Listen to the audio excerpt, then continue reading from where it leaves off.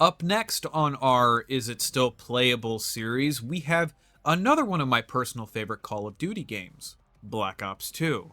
Now, back in the day, I was very hesitant on this one, considering I really didn't like the original Black Ops, so I went into Black Ops 2 thinking I was going to have that same sort of experience like I had with the original. But no, from the moment I played this game, I was hooked. It was right up there with my top tier list of Call of Duty games, right alongside the original Modern Warfare. So with that said, let's get this video started. So first, let's talk about the player base here, and as always, I'm playing this on the PS3. I was kind of shocked to see that the max amount of players online was only around maybe 5 to 650 max throughout most of my time when I was playing. I guess you could say I expected more players due to the gaining popularity of Black Ops 2 across YouTube of late. However, all of those videos I saw online were people playing this on the Xbox, so it's possible that the Xbox's player base is larger than that of the PlayStation. Well, that and Black Ops 2 is backwards compatible on the Xbox One, so of course that helps with the player count. As far as to what game modes you're going to be playing, well, if you like nothing other than Team Deathmatch, then you're in luck, since that's more than likely the only game mode with an active player count. You may get lucky and see people playing modes like Free-for-All, Hardpoint, or the very rare opportunity to join a gun game lobby, but those chances are so low, you shouldn't ever really count on it. Shockingly, I think this is the only Call of Duty that I have covered so far with an active player base for the hardcore playlist. There's not a lot of people playing, but more than enough for you to be able to connect to a halfway decent lobby or two. The connection, it seemed alright. I don't think there was ever a point where I had a 2-bar connection. Yeah, I had 3 bars at times, and the obnoxious moments where I was getting killed way around corners, but that was no different from any other time I've played this. I had no problems connecting to lobbies, no real major issues with lag. Everything seemed pretty ordinary here for Black Ops 2. Honestly, of all the Call of Duties I've covered so far, this one seemed to have the most stable connection of all of them. Unlike the previous Call of Duty games that I've talked about, this one I didn't really seem to come across an abundance of new players. Like, there was some here and there, but not a whole hell of a lot. And there may be a reason as to why, and I'll simply pin this viewer's comment to the video to further explain. Out of curiosity, I went on a separate account that I used for a different video to test out this theory. So, this is what I found. If you try to load the multiplayer off a new account while you are online, it'll just completely freeze your PlayStation. Then I thought, okay, what if I go to the multiplayer while I'm offline and then manually sign myself in? Same thing happens, the console freezes. Then I tried one final thing. I stayed offline, went into a LAN lobby, and played like 5 seconds of a game. Then I ended the match, went into the regular multiplayer, and signed myself in. Shockingly enough, this works, and yes, you are able to play Black Ops 2 off a brand new account, but there's a catch. When you quit the game, you have to do this same LAN lobby thing every single time you want to play online. Not only that, but it does not save certain aspects of your account, like your last used player card, and I don't think it saves the emblems, but I could be completely wrong on that.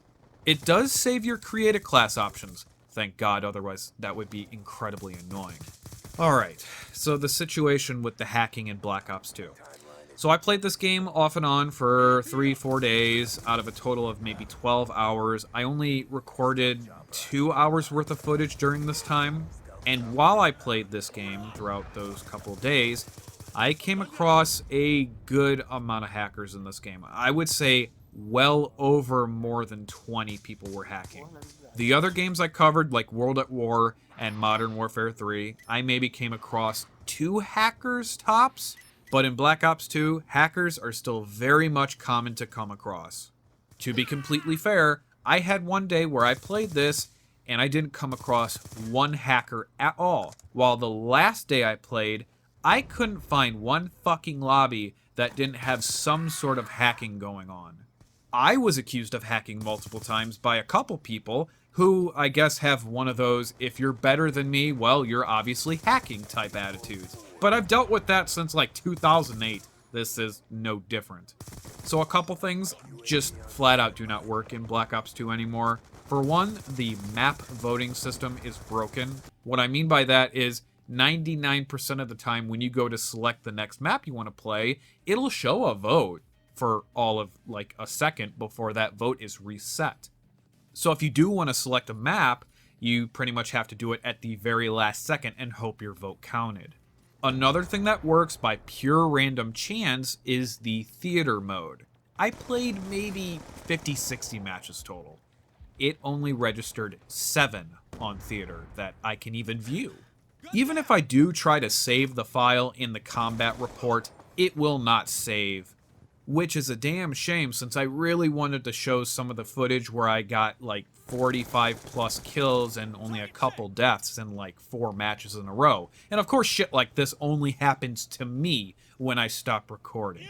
What is nice is that if you did save any films or matches previously, they're still able to be viewed, which is awesome since I can go back to the heyday and see how insanely good I used to be at this game.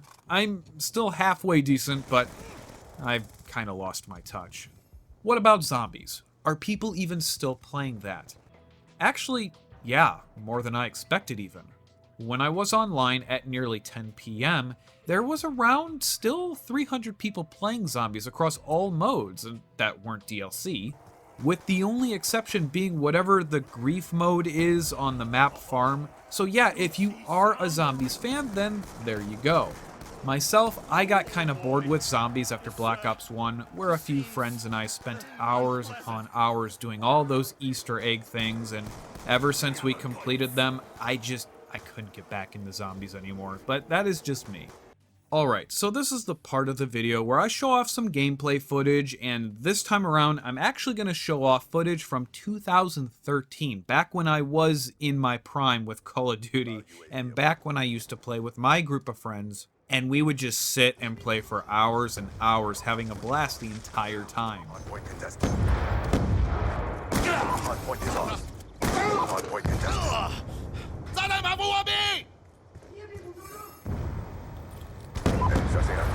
Equipment has been. Hardpoint contested. ATR awaiting orders. Watch out for that! Hardpoint contested. Shove it!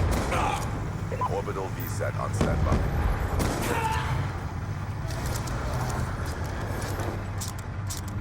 Orbital VSAT online. Sadala! Warthog awaiting orders. 1 EKIA. Affirm fire 1-1 has your target of 150 meters, bearing 2-3. Kill confirmed. Good impacts on target.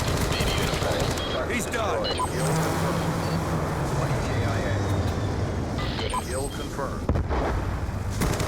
Negative EKIA. Kill confirmed! Kill confirmed. Orbital VSAT awaiting orders. I think that even though I love Call of Duty 4 more than Black Ops 2, I technically had a better time with Black Ops 2. And I think part of the reason was because of my friends and how much fun we had playing this game. It's a shame we were never able to have that same sort of experience with any of the Call of Duty games that came out after Black Ops 2. So of course the question still remains. Is Black Ops 2 playable in 2022 off of PlayStation 3? Does it get my stamp of approval?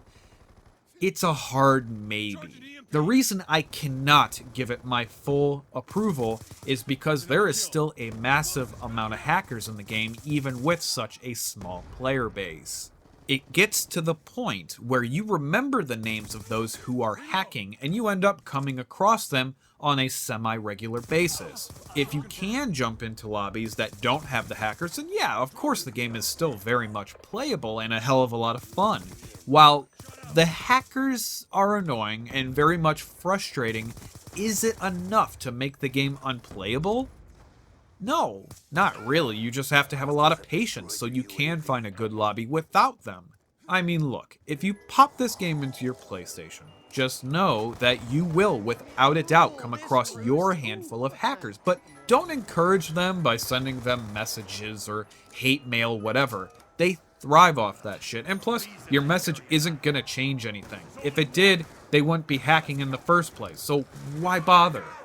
You're limited to basically one game mode majority of the time, which again is Team Deathmatch, unless by some offshoot chance you're able to play a different game mode, but like I said, do not count on it.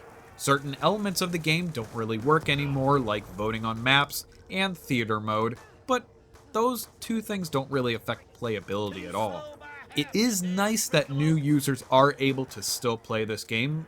Once again, it just sucks that they have to do that whole LAN method thing every single time they want to play it, but it doesn't take more than 5 minutes, so it's not really a huge deal. Instead, more of a annoying inconvenience than anything. And that's Black Ops 2, everyone. I love this game. Black Ops 2 has a ton of memories for me, and it's definitely one of the most fun games I've ever played online. And like I said, especially with friends, it really is one of those games that will go down as a classic in my eyes. Except the single player, which I flat out hated, but that's neither here or there. So until next time, everyone, thank you so much for watching. I'll see you next time, and as always, take care.